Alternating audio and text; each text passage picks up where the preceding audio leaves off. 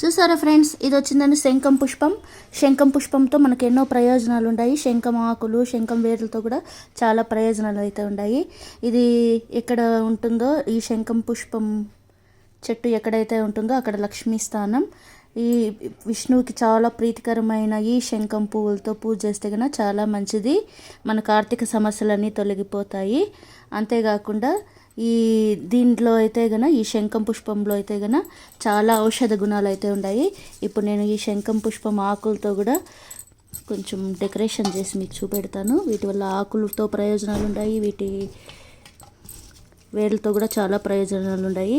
ఈ శంఖం పుష్పాన్ని సంస్కృతంలో గిరికర్ణిక అని అంటారు. నేనైతే గన నేటివ్ ప్లేస్కి పోయినప్పుడు ఈ చిన్న మొక్క నాటుకొని చిన్న ఈ కాయలతో ఒక కాయ తీసుకొచ్చి ఎండబెట్టేసి వేసినాను. అంతే, అది పెద్ద మాన్లు అయిపోయినాయి. ఎక్కడ చూసినా పుష్కలంగా వస్తుంటాయి. మనం ఈ చెట్ల ఆకులతో డెకరేషన్ కూడా చేసుకోవచ్చు. మనం ఇండ్లల్లో హాల్లో పెట్టుకుంటే కనుక చాలా బాగుంటుంది.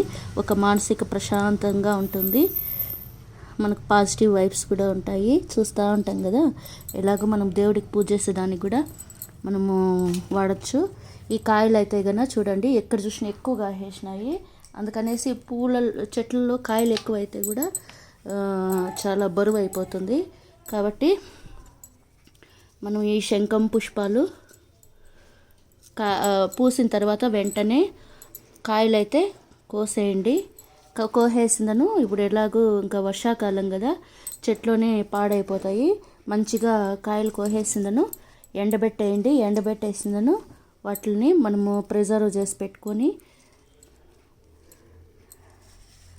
వర్షాకాలంలో విత్తనాలు వేసేసి ఎండాకాలంలో బాగా ఎండబెట్టేయండి. డబ్బాలో వేసి పెట్టుకోండి. ఆ తర్వాత వర్షాకాలంలో అట్లా చల్లేయండి. అంతే, ఎక్కడ చూసినా పుష్కలంగా వచ్చేస్తాయి.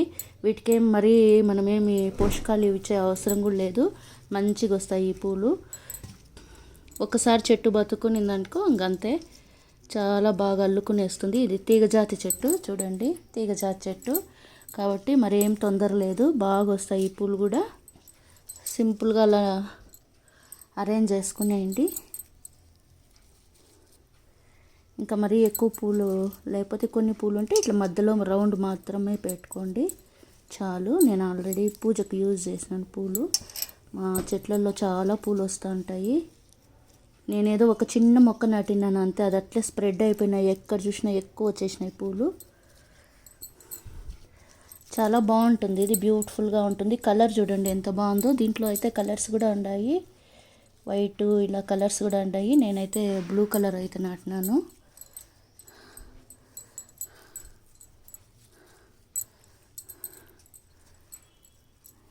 దీన్ని అయితే కదా మనకు దీనివల్ల ఎన్నో ఔషధ గుణాలు ఉన్నాయి. కాబట్టి అప్పుడప్పుడు మనము దీన్ని సిరప్ లాగా, టీ లాగా చేసుకొని కూడా తాగొచ్చు. మెయిన్ మెదడు చాలా చురుగ్గా పనిచేస్తుంది, మానసిక ప్రశాంతం ఉంటుంది. లక్ష్మీదేవికి చాలా ప్రీతికరము ఈ శంఖం పుష్పాలు. కాబట్టి మనకు పూజ చేసేదానికి కూడా పూలు పుష్కలంగా ఉంటాయి.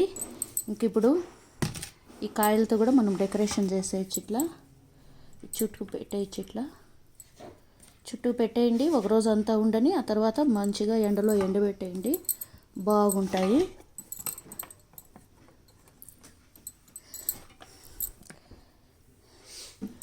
ఇలా మనకు నచ్చిన విధంగా పెట్టుకోవచ్చు. దీని కావాలంటే చుట్టూ పెట్టేసి ఆ తర్వాత మధ్యలో శంఖాన్ని కూడా పెట్టుకోవచ్చు. ఇది వచ్చిందను శంఖం చూడండి. ఈ శంఖం వచ్చిందను మేము రామేశ్వరం పోయినప్పుడు తీసుకొచ్చినాము. రాముడు, సీత చూడండి ఎంత బాగుండారో, లక్ష్మణుడు, ఆంజనేయ స్వామి. చాలా బాగుంది కదా. ఈ రామేశ్వరంలో తీసుకొచ్చిన గుర్తు ఇది.